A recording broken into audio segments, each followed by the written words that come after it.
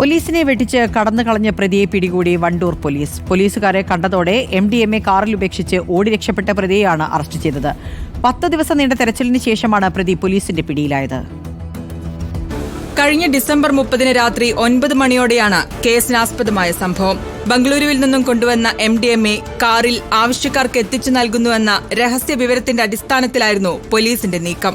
കാളികാവ് പോലീസും ഡാൻസഫും ചേർന്ന് പ്രതിയുടെ കാറിനെ പിന്തുടർന്ന് പിടികൂടാനായിരുന്നു ശ്രമം.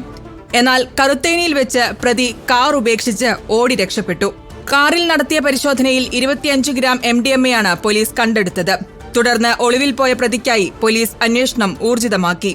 ഇന്ന് ഉച്ചയ്ക്ക് 1 മണിയോടെയാണ് പ്രതിയെക്കുറിച്ച് വീണ്ടും പോലീസിന് രഹസ്യ വിവരം ലഭിക്കുന്നത്. തുടർന്ന് വണ്ടൂർ ടൗണിൽ വെച്ച് വണ്ടൂർ പോലീസും നിലമ്പൂർ ഡാൻസഫും ചേർന്ന് വീണ്ടും പ്രതിയെ പിടികൂടി. കൂരാട് തെക്കുംപുറ സ്വദേശി മാഞ്ചേരി നജീബാണ് അറസ്റ്റിലായത്. വൈദ്യപരിശോധനയ്ക്ക് ശേഷം കോടതിയിൽ ഹാജരാക്കിയ പ്രതിയെ റിമാൻഡ് ചെയ്തു. റിപ്പോർട്ടർ, മലപ്പുറം.